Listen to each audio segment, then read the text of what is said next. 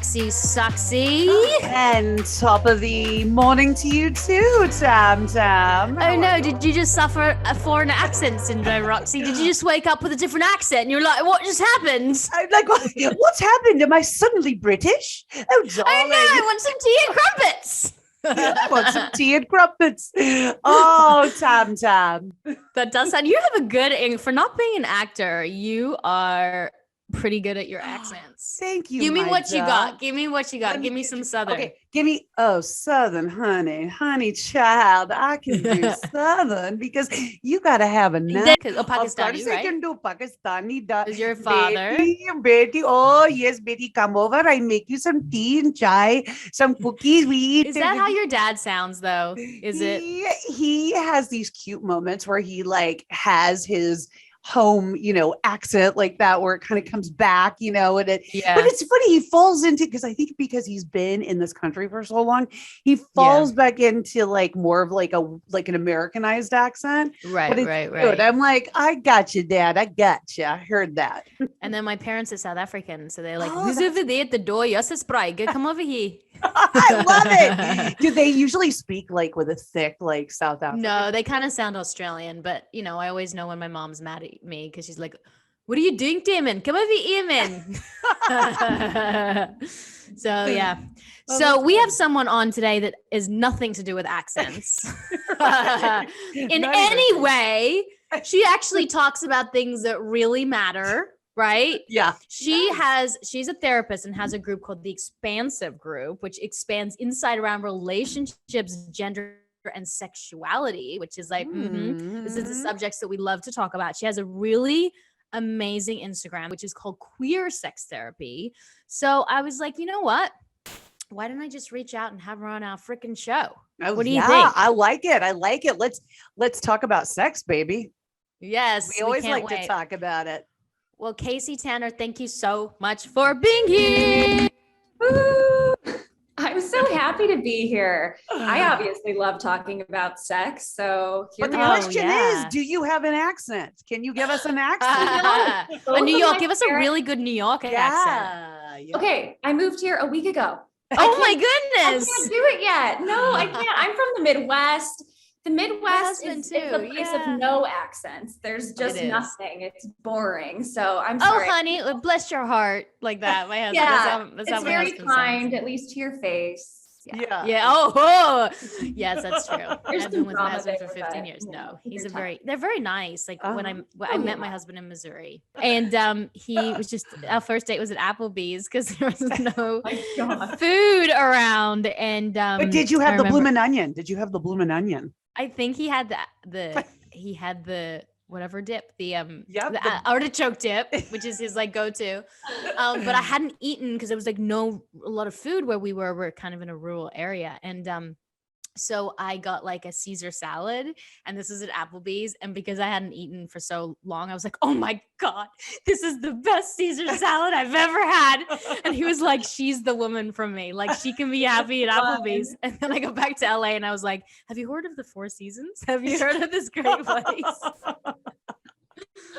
Have you ever gone back and had the Caesar salad not so hungry and found that it was enticing? You know what? I'll be honest with you. At those kinds of places, they use so many amazing preservatives and additives that it tastes amazing. I mean, like make food taste better and look better through the color. And I mean, I feel like those types of food, the last time I ate at Applebee's, I got a migraine because of all the preservatives, but it definitely tastes good. So that's good. It's always fun.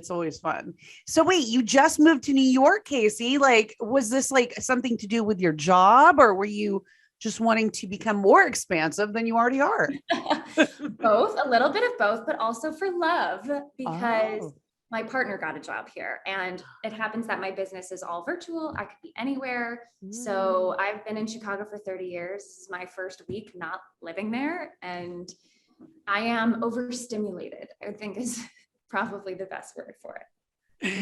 Yeah, you're jumping in. I mean, New York, I used to live in New York as well, actually during 9/11. And of course, the big 20-year reunion was just this weekend for 9/11. So how did you kind of fare with all of that? Because I know for me, it was a really hard weekend for me. I was very somber this weekend. I sort of went back to the memories of the day in New York and watching the towers collapse from the rooftop of my apartment building. And so it was a hard weekend for me this weekend. How did you fare with that? And Tammin, you too.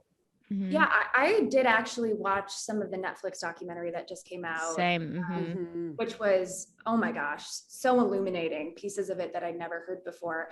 And the space that used to be the World Trade Center has this beautiful light that shines from the ground into the sky. It is so bright, it is visible. It has to be visible from like hundreds of miles around.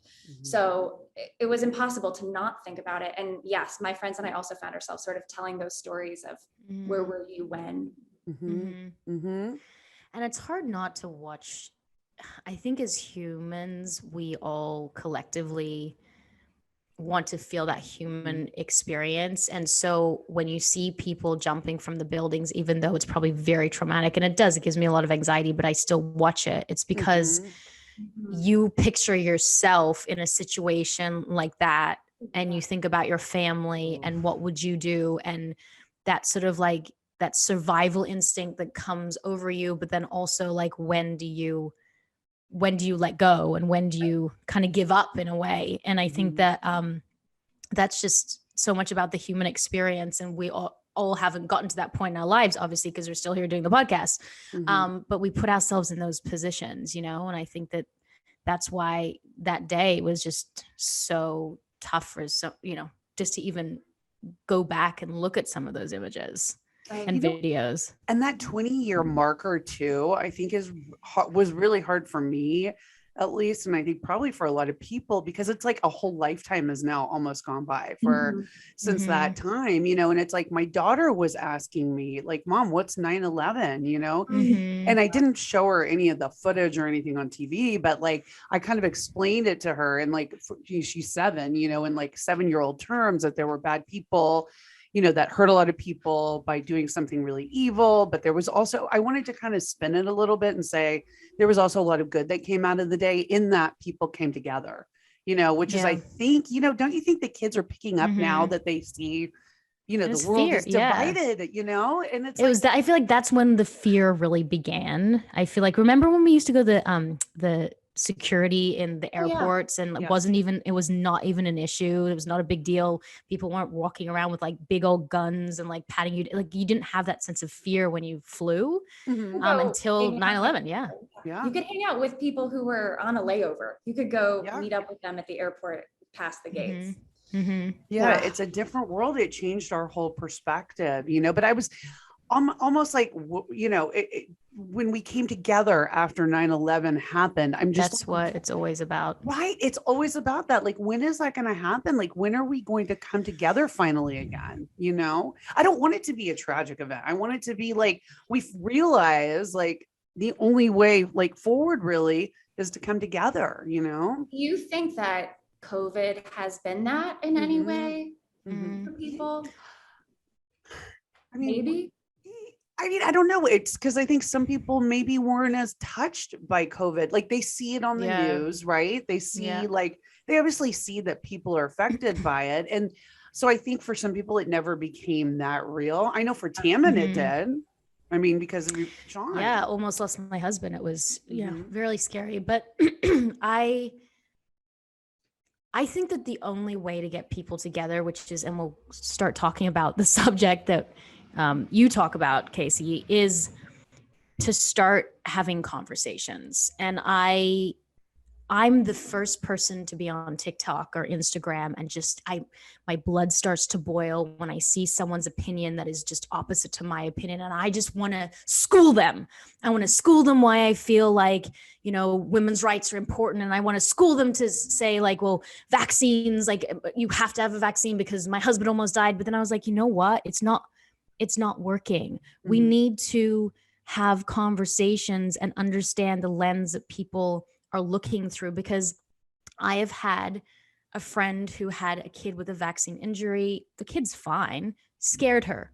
Understandably, the kid had a seizure, which is a normal, not normal. It happens sometimes, very rarely in vaccines with kids. It's a febrile seizure. It's normally very quick and it's over, and it scared her. So through her lens, she's afraid. And I think that when people are afraid, they hold on to anything that they know to be true to them and from their own lens and from their own how they grew up and education or whatever it is. So I feel like if we have the conversations and try to like really understand where people are coming from, and then start to give them information, because we've all opened up to have that conversation. And I feel like when you're not open and we're just so black and white and we're so shut down, I feel like that's when the division happens. Yeah. Yeah, it makes sense. Yeah. Because people are insecure and they like they're looking for something to grab onto. And it's like if their opinion doesn't match, your opinion, and there's no good and bad. I don't believe in good and bad people. I believe in damaged people. I believe in pain. I believe in anxiety. I believe in mental health. I believe in people who are struggling with grief and ADHD and autism, and I believe in all that stuff, but I don't believe in people who are born bad. You know what I mean? I think you can become someone that is not a great person based in how, Yeah, we're also, I think, talking about how the brain functions to protect us. So it is going to hold on to the most scary time we experience something to remind us to protect ourselves from it. We are always going to remember the most scary times more than, this is why we all remember what happened on 9/11, right? This is how our brains function. And so to your point, Tammin, it is so not about good and bad people, but more just the way trauma ends up manifesting for people. Yeah. Trauma is it's something that you never really let go of. I guess you learn how to just cope with it and deal with it in your life because, once it's sort of there, and a lot of times it comes in childhood, right? Like, once, you get it young, a lot of the time, and it kind of stays with you. So it's like how you deal with that, right? And what about trauma with sex? Let's start to talk about that. I remember I knew a girl who was raped when she was young, and she was 32 years old and she just hadn't had sex yet. So let's start opening these cans of worms and start talking about these questions. Like, how can you start to enjoy sex after you've been traumatized? And you know what? It could be a big traumatic event, or it could be really small. Like, I once had a guy who had sex with me who was like, "Oh, your stretch marks are getting better." That's a slight trauma, not a massive trauma, mini trauma, those things add up. So how do you start to enjoy sex? Well, and I also think that sometimes trauma that has nothing to do with sex will also show up in our sex life. It doesn't have to be explicitly sexual trauma for it to impact us sexually. And, some people are so resilient that they move on with their sex lives just as it was before. But to your point, many of us, I think, have a harder time feeling at home in our bodies and feeling safe in our bodies again. So even with a partner that where everything is consensual, where we felt safe before, suddenly situations that used to feel safe no longer feel safe. So when I'm working with folks on this, long before I'm like, all right, here's how to enjoy sex, I'm actually talking about grieving. I'm talking about grieving the loss of the feeling of safety, grieving whatever event it was that happened, grieving how it felt for you, grieving that, maybe pre-event, this felt safe and I could orgasm easily, and post-event, I can't even get my breathing right. And so we start with grief, and we just be with it, and we make space for it. And I think often over time, as people get a chance to tell their story and narrate what happened to them, actually biologically what's happening is that really painful memory that got stored in one part of the brain shifts into the prefrontal cortex, which is a long-winded way of saying we start to make sense of it. We start to maybe understand this happened for a reason, or we start to maybe understand this is the resilience that came out of this negative experience. And that meaning making process can get us back to a place of joy and enjoyment. I thought it was interesting. I was looking at your Instagram earlier, and I noticed, I love all of your, the charts and everything you put up, because they're really, really helpful. But I had a question. One of them was the masturbation chart, and there was a masturbation. I guess they were the circular charts. And one, it was the masturbation and the solo sex one that had the thing. And I thought, to me, that seems like the same thing, but I guess it's not, right? Like, wait, what am I missing here? Am I missing a whole part of orgasm here? Give us the deets. Yeah. So I and the educators that I work with like to take concepts and really dive in and deconstruct them and ask ourselves questions that we're not usually asking. So one question we ask ourselves around that post is, when you have sex solo, when you're by yourself, is it possible that actually there are pieces of that you bring into a relationship setting and it's maybe not as black and white as we thought? Because I don't know if you've ever had the experience of bringing a vibrator into a partnered sexual experience and maybe even using it in front of your partner, maybe using it instead of them using it on you. That is still masturbation. It's masturbation, but with a partner present. So what we're starting to talk about and advocate for is bringing some of those pieces we've typically thought of are only reserved for alone time, bringing them into relationships and partnered sex to increase our pleasure, but also to teach our partners what is it that we do when we're alone that we know works for us, so that you can also do it with us and to us. It's interesting you say that, because I thought that everyone did that. Right. Like, I thought, because like sometimes we'll be like, I'm not going to go too much in detail just for my husband's sake. But sometimes if you're not like, you're tired or like whatever, but like, you're turned on, you just kind of do it yourself, but you're together, Right. I don't know if everyone does that. I thought that was kind of a piece of the puzzle of sex. Yeah. Actually, you're on like level 5 and oh my God, that's gonna get to level 6. Yeah. I mean, that is just immensely vulnerable for so many people. That's what turns me on, the vulnerability. See, yeah. It's almost like being a voyeur in a room that I wasn't asked to be in, and that to me is like, oh my gosh, like I love to be watching, like voyeur, and that's probably comes from being an artist or watching movie, whatever, like being that to me has always been something that is, it's like your own sex movie. You can watch like it play out. You're in love with, right? Yeah. I'll probably cut all of this out. So if it's in, you're very lucky it's in, guys. Yeah, exactly. It is kind of exciting too, to give them like your partner the power too with like the vibration tool, right? So it's like, if they use it on you, that's also a turn on, because it's kind of like you're giving them the power to sort of control when you orgasm or climax and have that thing. So that's kind of like sexy too, I think, yeah. Right?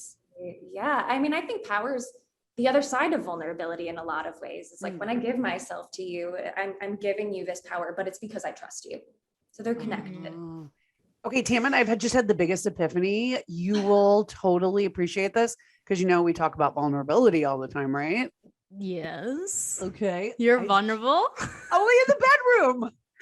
Oh, interesting. It just clicked. I was like, why am I? That's wait. I call bullshit, because why? You told me that there was a period of time you didn't have sex because you didn't want to be vulnerable. So when you so you probably didn't want to have sex because you knew you had to be vulnerable. And then when you are in it, you're completely vulnerable. That makes sense. Yeah. Like how, why? And when you don't feel like being vulnerable, you don't want to have sex. See, I want to have sex all the time, even when I don't want to be vulnerable. You're like, some of us are better at compartmentalizing that part of ourselves, but not you. Yeah. Like I have body issues in my life. Like I'm like, oh, I wish I could look like this. Megan Fox looks so good in her naked dress. Why don't I look good in my naked dress? Like things like that all the time. But I don't have it in the bedroom because I don't know. Maybe it's because it's my husband, but I just feel like he's just happy to be there. So I have no issue. No, but he obviously, and you guys are in a loving relationship. Now, here's the question.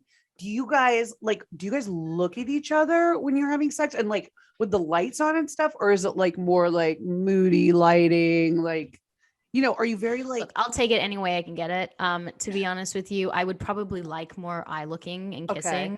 Okay. Life gets in the way, 2 small children. It's normally like literally between one's napping and one's doing her, go noodle on her, which only lasts like 30 minutes, but that means I'll get 6 sex sessions in that time. So 30, wow. No, it's not gonna be 6. But no, I think I could take it any which way. I think that's fine. Yeah. So Casey, what does this all say about us? Like what tell us, give us the scoop. What it says is you really just, both of you are normal. Both of you fall into a normal range of how we expect sexuality to show up. Sounds like Tammin, you have what we would call spontaneous arousal, which means you sort of get turned on out of nowhere. I do. That's so weird. Last night I was like, oh, all of a sudden, I don't know why. Right. It comes from nowhere. It could be anything. It could be a smell that your brain doesn't even register, and you're there. Right. And maybe Roxy, for you, maybe you're a little bit more responsive. Maybe there's a little bit more of a context that you need in order to get there. And both different sides of the same normal spectrum. Do you think it's tied into hormones? Like, is this tied into like, yeah? You know, it certainly can be tied into hormones and biology.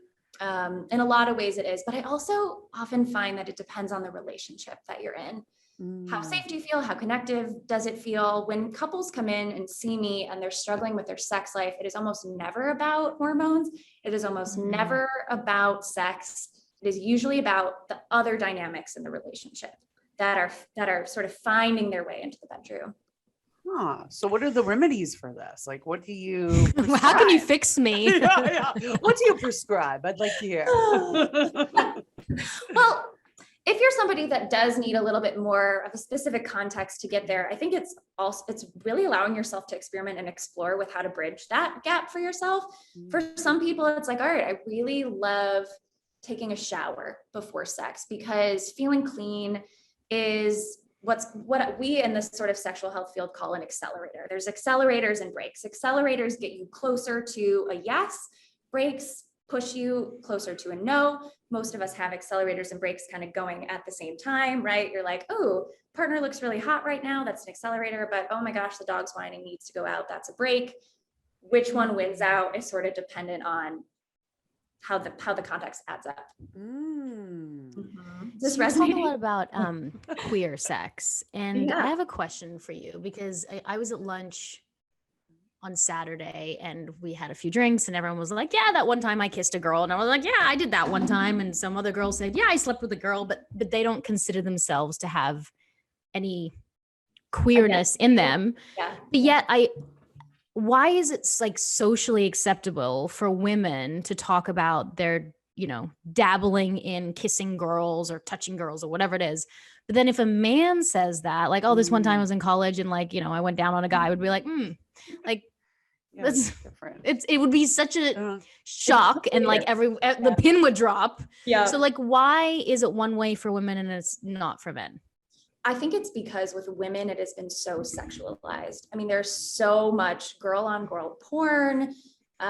Lesbians are so sexual. I mean, I think that actually when men hear that a woman is attracted to another woman or has even kissed another woman, especially if they're both feminine, they're like, that's hot, right? That's often the response that you get. Now, two men say it and that's gay, right? Or that's gross. And so I really do think it's because there's been this normalization of women being with women through sexualization, porn, even some mainstream media. It's interesting. Yeah, I think men definitely are turned on by that. And just with the term queer, because I think too, there's a lot of confusion around queer, because it seems like it's an umbrella term almost. Like everybody falls under the queer umbrella, It just depends on like how many. Yes, exactly. It's like if you're gay, if you're lesbian, if you're questioning, if you're like, it just sort of seems like an umbrella term.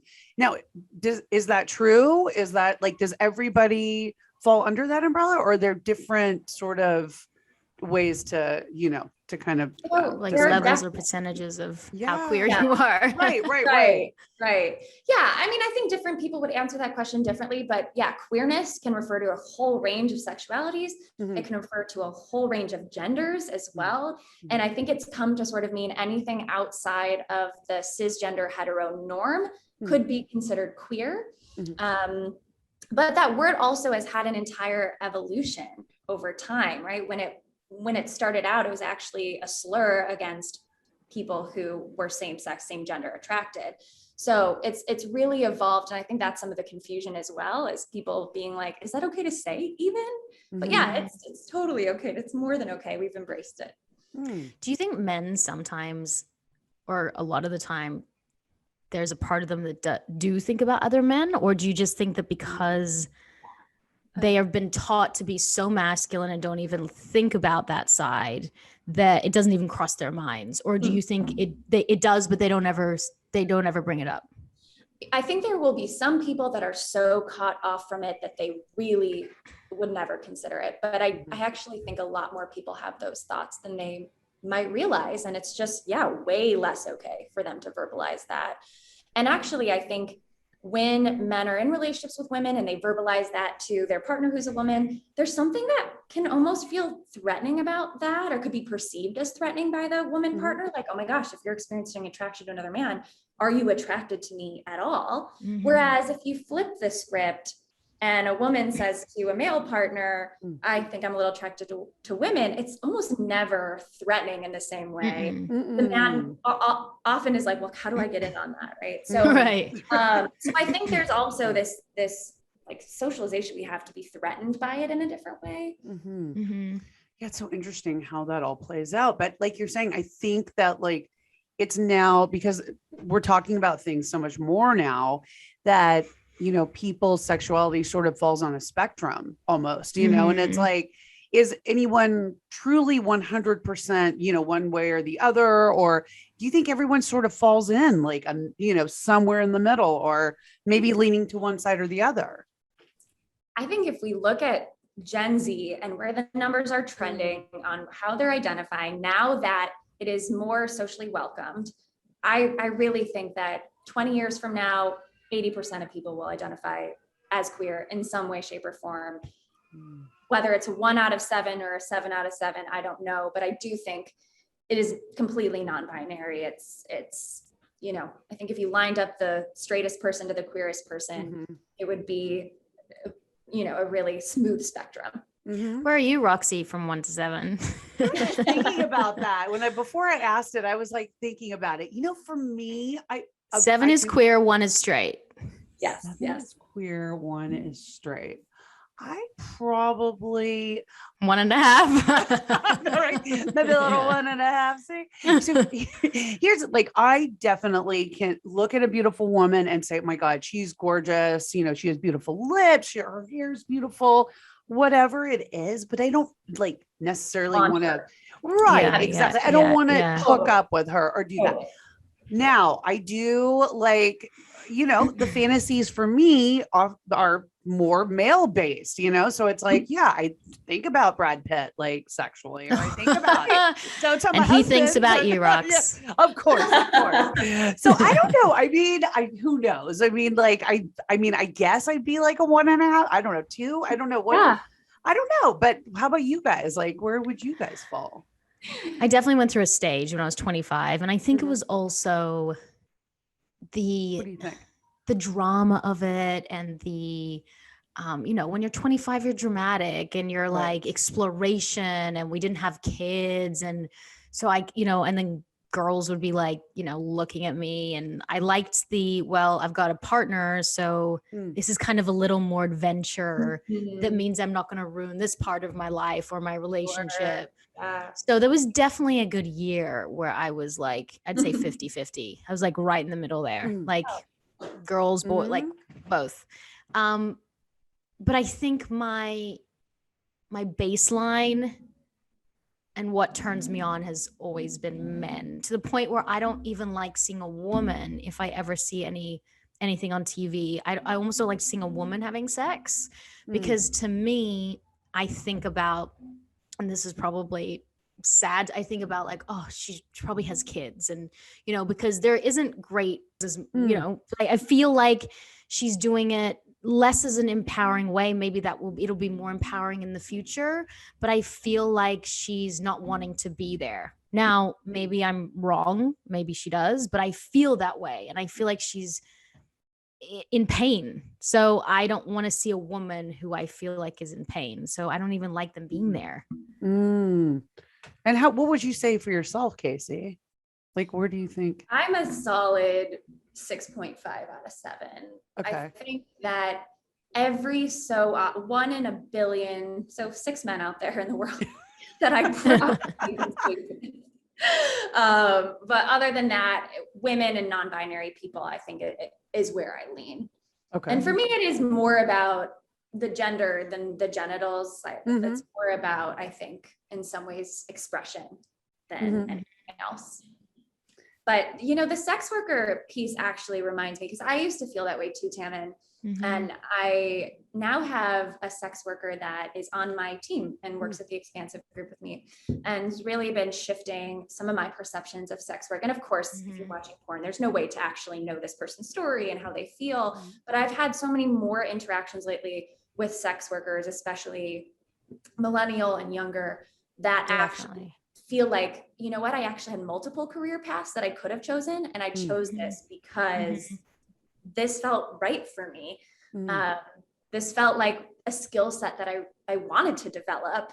And that has been surprising to me, but has really changed some of my perceptions. Yeah, and I definitely think it's because of how the conversation and the narrative is changing in the last couple of years, because the videos that I've seen are very old and they're only in Vegas, and they're only like 8 years ago, when, you know, you end up finding out the stories of these women, and they're on drugs and they've been beaten, and you do, because you see them in the news. And I'm not really privy to the new age, you know, sex on TV or anything like that. So yeah, I think it's changing, but I think it's because the narrative's changing. So the creation of pornography is changing. Well, there's definitely more intention given to the ethics of it all, for sure. I think it's really interesting too, to position a woman in like a place of sexual power as well, whether it be with another man or another woman. Like, for example, I know we've talked about this, Tammin, on the show, but that show Sex Life, I thought was interesting how it was shot from sort of her pleasure perspective versus like the man's pleasure perspective, which is what we pretty much always see on TV or movies. And I mean, that was a pretty racy, sexy show, you know? So it was, I thought it was just interesting how the perspective shifted a little bit. And maybe we'll see more of that. Like, maybe we'll see more of, you know, it being about her and about her pleasure and her climaxing versus like the guy coming, you know? Right. Yeah. Right. The female gaze, right? Where it's always been the male gaze. Always. Right.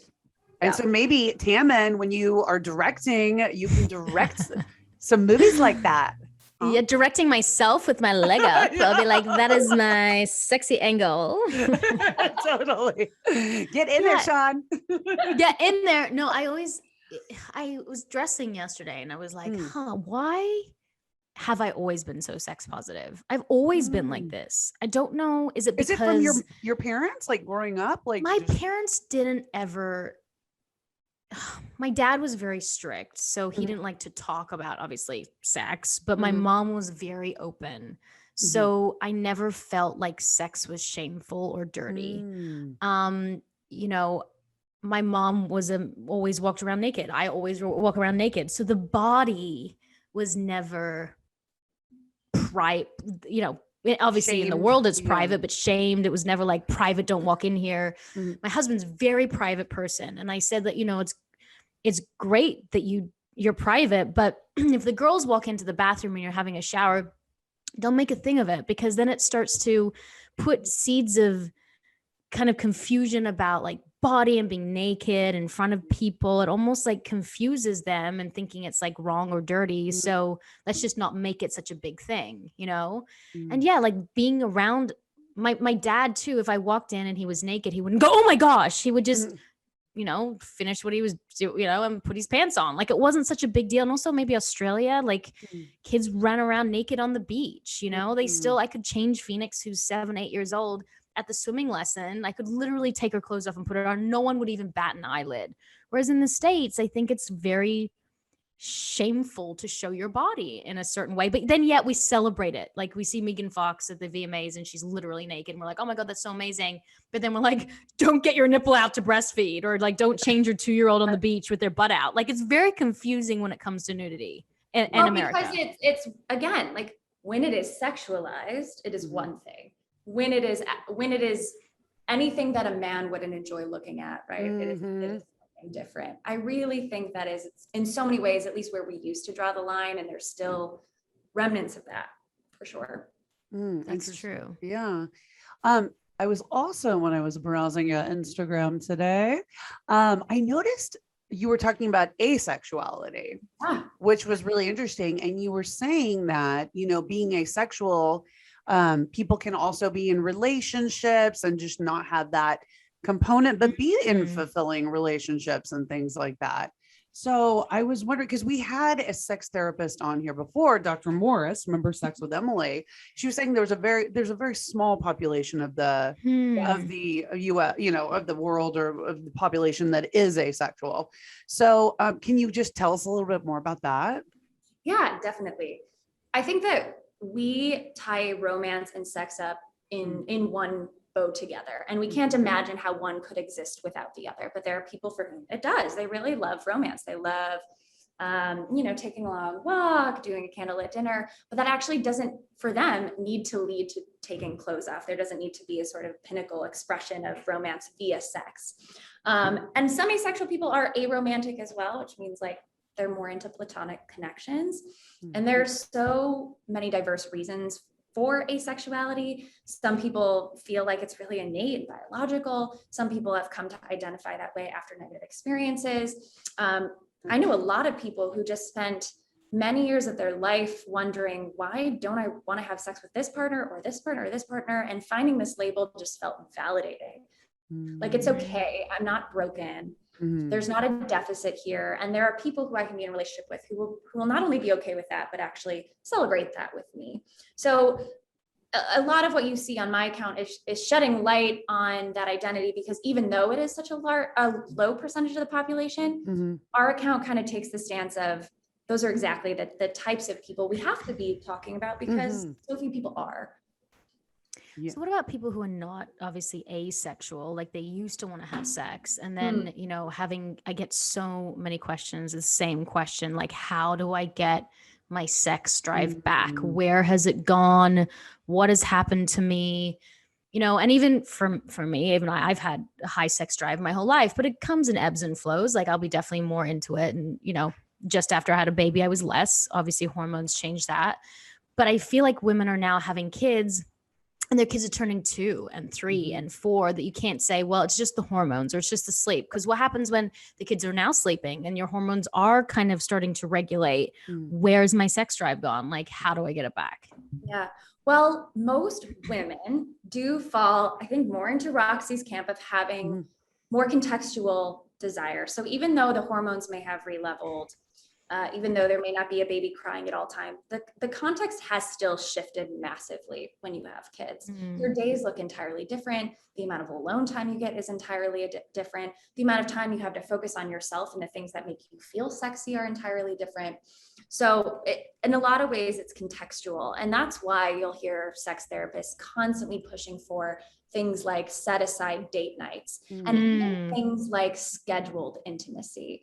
I don't necessarily think you have to schedule sex, but I do think you have to schedule a context that is going to promote your sex drive so that maybe you will have sex.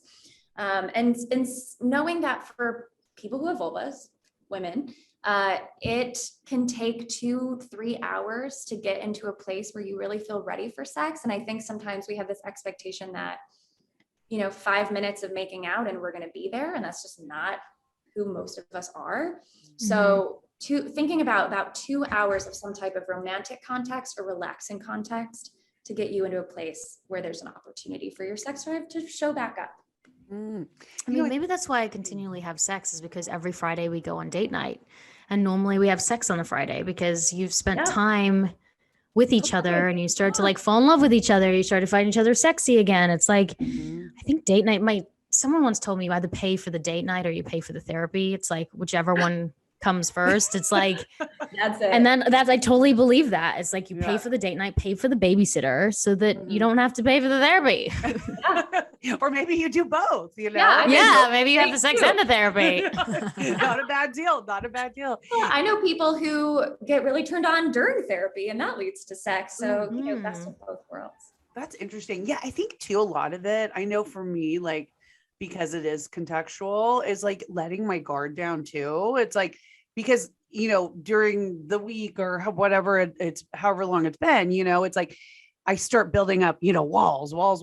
And then like we get into a little tiff or like something pisses me off or I don't feel safe or like, you know, that wall continually builds. And it's like, you have to be able to sort of let that go a bit so you can create that bridge. Right.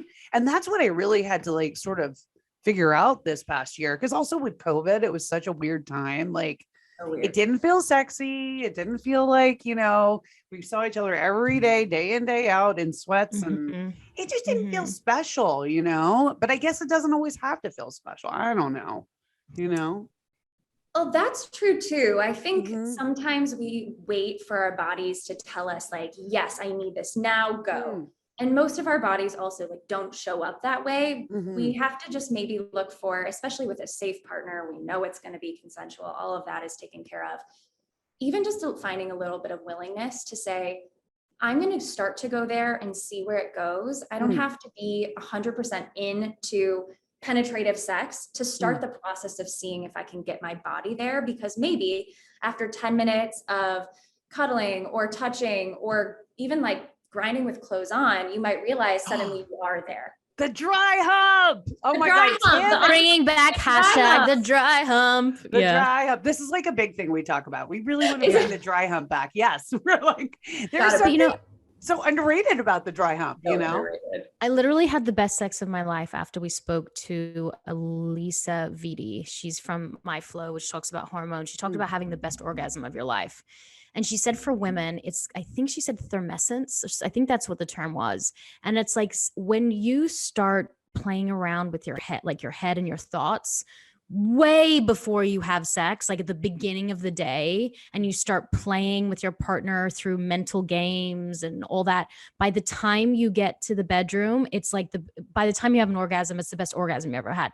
And I do believe that, because when I'm caught off guard for sex, like if I'm in my bedroom, I'm emailing something about an audition or whatever, and then my husband comes in and like we start having sex, my body doesn't even feel connected to my brain. I'm not even thinking about it. And there is something that Alicia was saying is like when you think about sex, you can actually have an orgasm that's without even touching themselves. Yeah, because your brain is so connected to your genitals. So like imagine if you start really putting your mind in that, you know, environment, like what that can do for an orgasm. You're like edging all day long, right? So by the time sex comes, you've created the context for yourself mentally. Context can also be internal. Right. I wonder too if that is like more of a function like that women really respond to versus men, right? Oh yeah, men don't. Men are just like, I got a hard on, let's go. You know, because they're reactive. That's what sex with them. She said that, you know, women start with the mental, and then men just are. It's like a physical reaction that happens. Yeah, that's true. That's true. Yeah, I mean, men tend to have more of that spontaneous arousal where they often don't need a reason or rhyme. But, you know, I think those folks who aren't like that sometimes feel like something's wrong with them when they aren't the type of guy that just gets turned on and horny out of nowhere. But that's also normal. Like it's also okay to be a guy who needs some context, who needs some romancing. That's especially as we age. Everything changes. You know, Tammin and I both have girls that are 7. She has another daughter that's 2. Like, how do we explain, especially in the context of like now and how we're talking about sex? Like, how do we explain to our girls about, you know, about sex and like how they should feel about sex and, you know, how it relates to them? Like, because sex education still isn't quite there in school yet, you know? Terrible. Well, there's stuff that's going to just come up naturally, right? Because they've got bodies and they're going to, I'm sure, have already asked millions of questions. I think in some ways it starts with modeling. the way that you talk about your own body, the way you talk about your own relationship, and developmentally appropriate words, right? They don't need to know all the details. But even just knowing that you and a partner are going and having alone time or having romance, right? That starts to become something that they're aware is important. Talking about body parts with their scientifically accurate terms, instead of labeling them with this like jargon that is avoidant and kind of shaming. Unless of course your kid says, I would like to call my body part X, then you follow that and you mirror that in that way.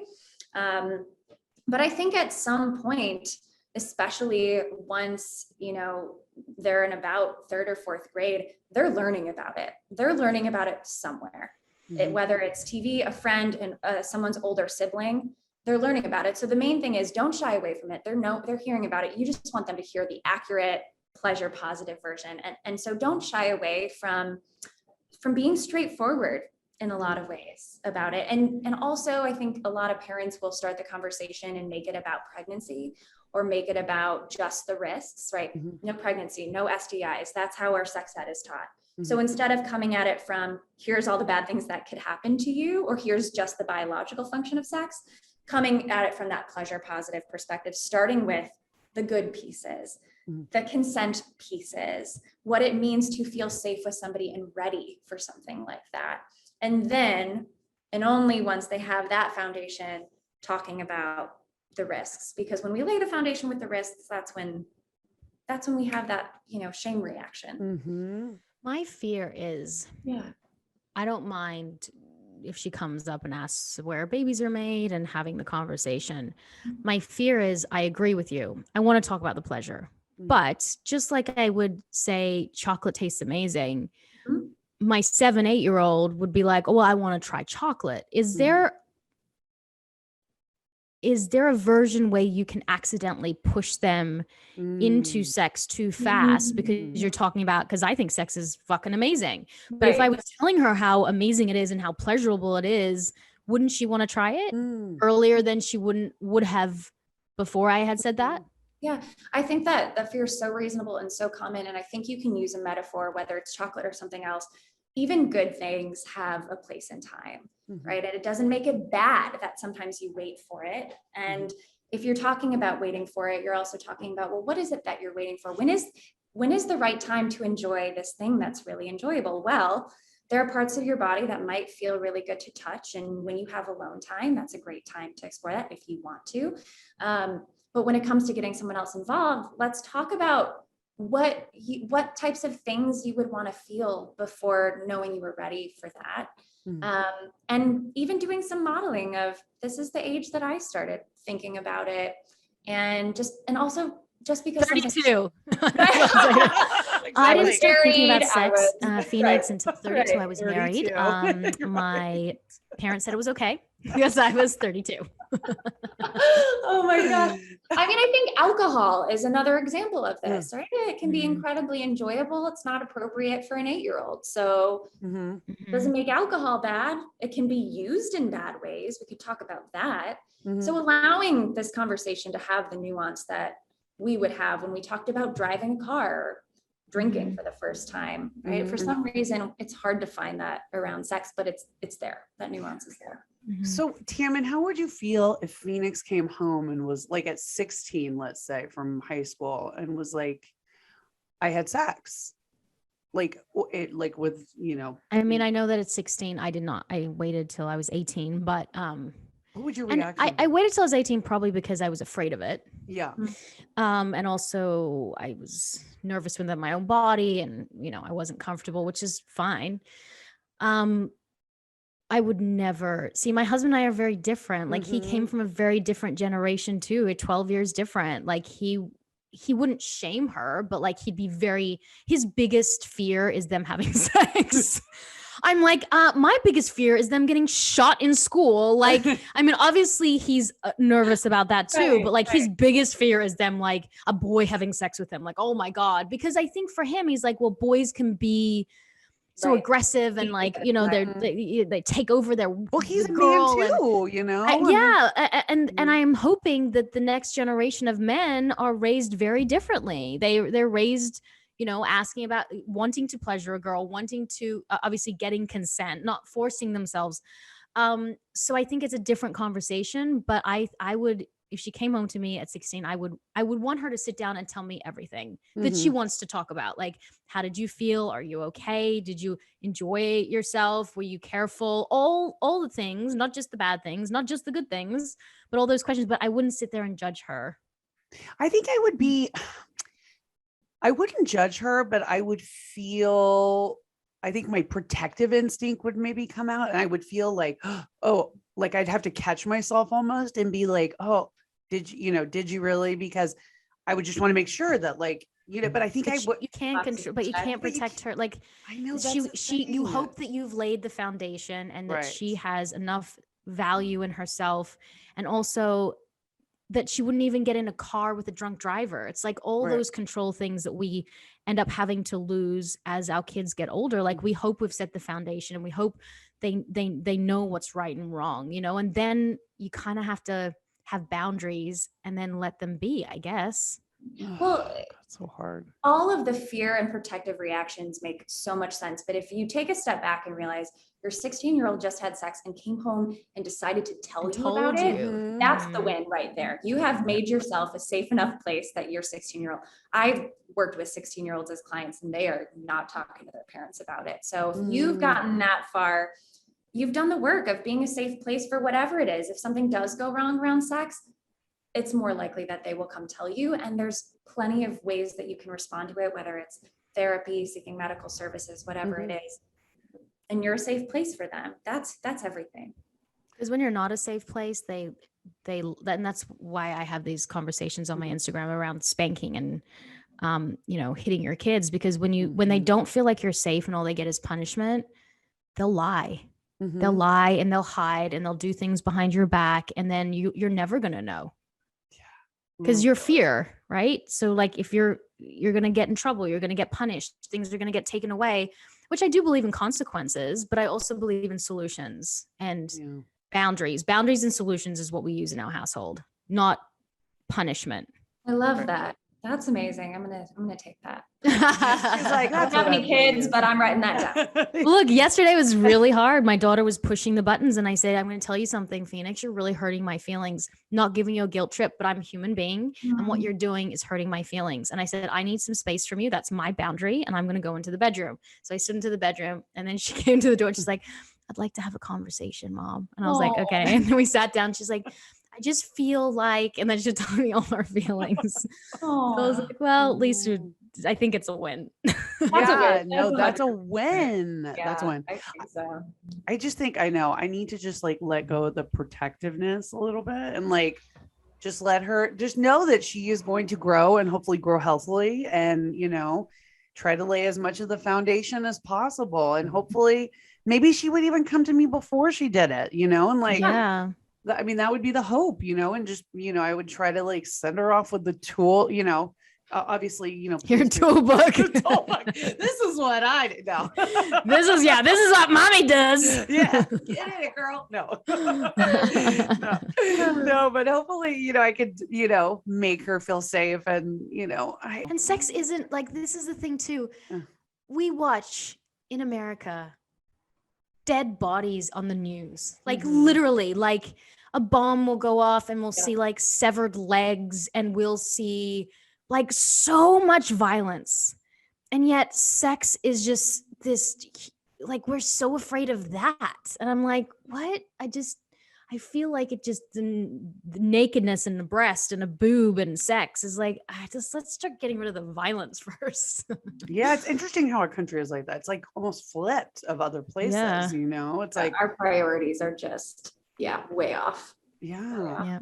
So I guess it does start with this next generation and kind of trying to set them on the right path, you know, and they are amazing. I'm intimidated by them, but also so impressed by them and the way that I obviously work with queer folks and in our generations coming out as this huge thing, right? We talk about it all the time. I have asked Gen Z folks who are queer, like, when did you come out? And they're like, what do you mean come out? Like, I've just been this way my whole life. My parents have always known, we've always talked about it. I'm like, this is so encouraging. That is that's what keeps me doing the work and makes me feel so hopeful, is the idea that there just doesn't have to be this taboo and the shame, and it can just be integrated at each developmental stage. I can't even imagine my kid coming out to me and saying, oh yeah, like, I don't love you, or oh my gosh. I mean, I can't even imagine, like, you love your children so much that if they wanted to be a capsicum, I'd be like, or a cucumber, I'd be like, sure. I love you. Like, whatever. I love cucumbers now. Yeah. Yeah, I love cucumbers. Cucumbers are the best. Well, thank you so much for being here. Right, Rox? Yes. We are so excited you could stop by, Casey. I'm so happy I did stop by. I feel like I learned something today. I'm sorry. We talk a lot. No. Yeah. Oh God. Kids are fun. Yeah. Kids are fun. Yeah, they are. They're a lot on the plate, but a lot of fun. They are a lot of fun. Every time I think I'm going to have another baby, it's just like the day from hell. So I'm like, no more kids. And then it's like, it's great again. And then it's horrible again. And then it's great again. Isn't it funny how when that thought goes out, it's like, then the world sort of reacts to it. You're like, okay, I guess this answers the question. Oh yeah. I was like, I think I want another baby. And she was down the slide and shit down the entire slide. Like literally the whole slide was just her own poo all the way down the bottom. And I was like, I think I'm done. Oh my God. Oh yeah, it's a lot. Well, thank you, Casey. Where can people find you, and all the places that they can also listen to what's going on? Yeah, absolutely. So Queer Sex Therapy at Queer Sex Therapy on Instagram is the best place to go. Also a link there to my website, theexpansivegroup.com. We have 10 different clinicians, all really pleasure positive. They're also queer affirming therapists that can work anywhere with anyone. So if anything resonated and you want to explore it more, that's a good place to go. Amazing. Well, enjoy New York. Thank you so much. It's a good time. Well, guys, you can find us on Women on Top Official on Instagram and Women on Top podcast on Facebook, and Women on Top. We have a group on Clubhouse. Do we? Yes, we do. You need to come on over, girl. And if you don't rate, subscribe, and comment, then are you really even listening to this? Yeah, show? you need to do. You know what I mean? Like, I don't understand it, because we know that so many of you listen. So please, can you rate, subscribe? It helps us. We know the numbers. We see the numbers. So please just comment and rate. Subscribe. Take 2 seconds out of your day. Do it. Do it. Hey, Roxy Suxy, I'm gonna go into the shit show that is my life behind me. Same. Your day's almost done. Shut up. Exactly. You're like over I was gonna say I'm closer to wine and bedtime. I know. So be quiet. Every time I see you, I'm like, her day's over. So unfair. Don't you worry, guys. I'll be there tomorrow. Yeah. Thank you so much. I am Tammin Sursak. And I am Roxy Manning. And we are Women on Top.